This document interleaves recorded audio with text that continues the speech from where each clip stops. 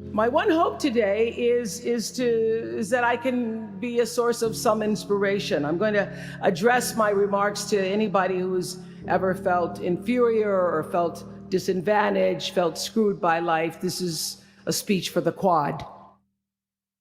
Well, I was on television by the time I was 19 years old. And in 1986, I launched my own television show with a relentless determination to succeed. At first, I was nervous about the competition, and then I became my own competition, raising the bar every year, pushing myself as hard as I knew. Sound familiar to anybody here? Eventually, we did make it to the top, and we stayed there for 25 years. The Oprah Winfrey Show was #1 in our time slot for 21 years. And I have to tell you, I became pretty comfortable with that level of success. But a few years ago, I decided, as you will at some point, that it was time to recalculate, find new territory, break new ground. So I ended the show and launched OWN, the Oprah Winfrey Network. 1 year later, after launching OWN, nearly every media outlet had proclaimed that my new venture was a flop. Not just a flop, but a big, bold flop, they call it.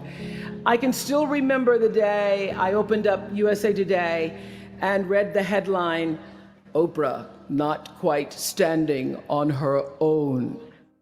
It really was, this time last year, the worst period in my professional life.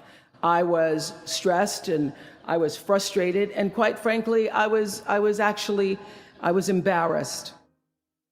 It doesn't matter how far you might rise. At some point, you are bound to stumble, because if you're constantly doing what we do, raising the bar, if you are constantly pushing yourself higher, the law of averages, not to mention the myth of Icarus, predicts that you will at some point fall. And when you do, I want you to know this, remember this: there is no such thing as failure. Failure is just life trying to move us in another direction. Now, when you're down there in the hole, it looks like failure. So this past year, I had to spoon feed those words to myself. And when you're down in the hole, when that moment comes, it's really okay to feel bad for a little while. Give yourself time to mourn what you think you may have lost.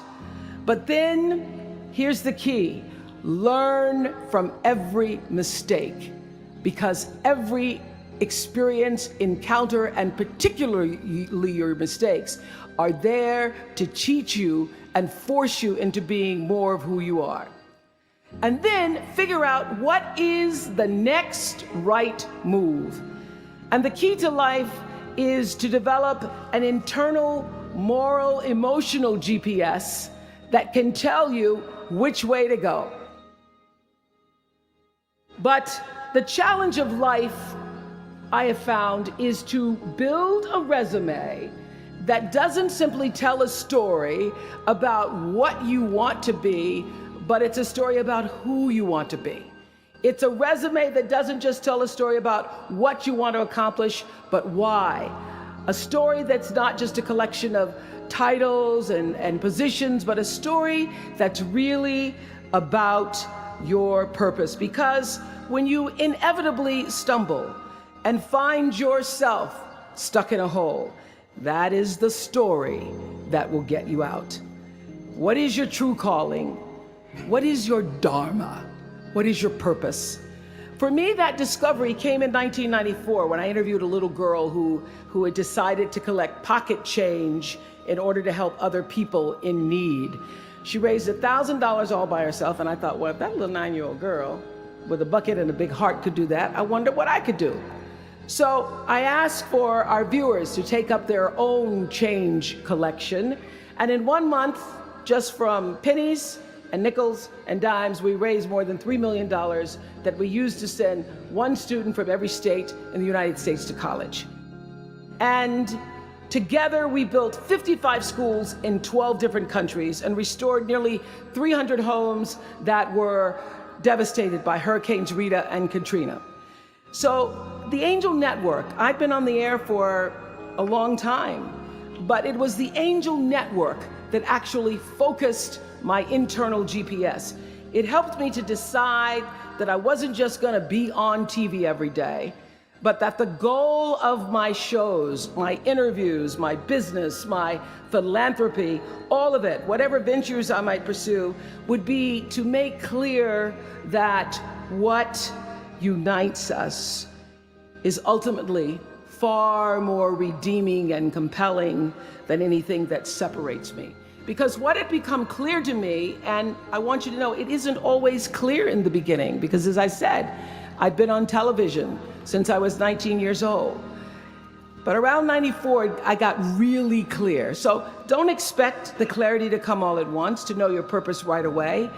But what became clear to me was that I was here on earth to use television and not be used by it, to use television to illuminate the transcendent power of our better angels.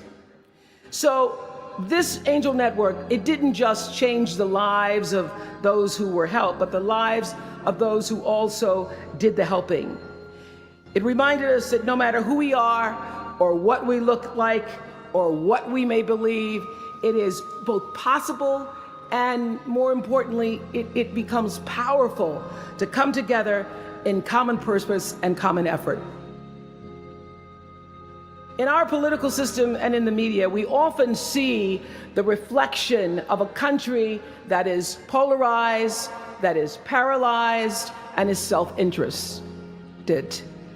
And yet, I know you know the truth. We all know that we are better than the cynicism and the pessimism that is regurgitated throughout Washington and the 24-hour cable news cycle. We understand that the vast majority of people in this country believe in stronger background checks because they realize that we can uphold the Second Amendment and also reduce the violence that is robbing us of our children. And we understand that most Americans believe in a clear path to citizenship for the 12 million undocumented immigrants who reside in this country, because it's possible to both enforce our laws and at the same time embrace the words on the Statue of Liberty that have welcomed generations of huddled masses to our shores. We can do both.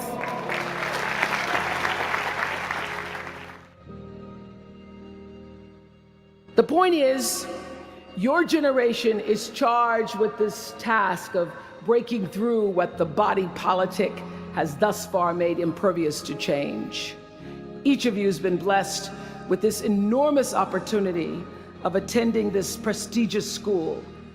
You now have a chance to better your life, the lives of your neighbors, and also the life of our country. When you do that, let me tell you what I know for sure. That's when your story gets really good. Maya Angelou always says, when you learn, teach. When you get, give. That, my friends, is what gives your story purpose and meaning. So you all have the power in your own way to develop your own Angel Network. And in doing so, your class will be armed with more tools of influence and empowerment than any other generation in history. I did it in an analog world. I was blessed with a platform that at its height reached nearly 20 million viewers a day. Now here in a world of Twitter and Facebook and YouTube and Tumblr, you can reach billions in just seconds. I know you all understand better than most that real progress requires an authentic way of being, honesty, and above all, empathy. I have to say that the single most important lesson I learned in 25 years talking every single day to people was that there is a common denominator in our human experience. Most of us, I tell you, we don't want to be divided. What we want, the common denominator that I found in every single interview, is we want to be validated. We want to be understood. I've done over 35,000 interviews in my career. And as soon as that camera shuts off, everyone always turns to me and inevitably in their own way asks this question: was that okay? I heard it from President Bush. I heard it from President Obama. I've heard it from heroes and from housewives. I've heard it from victims and perpetrators of crimes. I even heard it from Beyonce and all of her Beyonce-ness. She finishes performing, hands me the microphone and says, was that okay? Friends and family, yours, enemies, strangers, in every argument, in every encounter, every exchange, I will tell you, they all want to know one thing. Was that okay? Did you hear me? Do you see me? Did what I say mean anything to you? So whether you call it soul or spirit or higher self, intelligence, there is, I know this, there's a light inside each of you, all of us, that illuminates your very human beingness if you let it.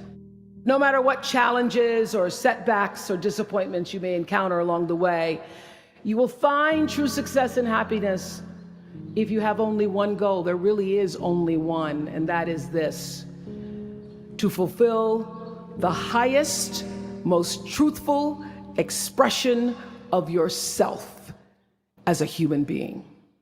You want to max out your humanity by using your energy to lift yourself up, your family, and the people around you. Theologian Howard Thurman said it best. He said, don't ask yourself what the world needs. Ask yourself what makes you come alive, and then go do that. Because what the world needs is people who have come alive. From time to time, you may stumble, fall. You will for sure count on this. No doubt you will have questions and you will have doubts about your path. But I know this: if you're willing to listen, to be guided by that still small voice that is the GPS within yourself, to find out what makes you come alive, you will be more than okay.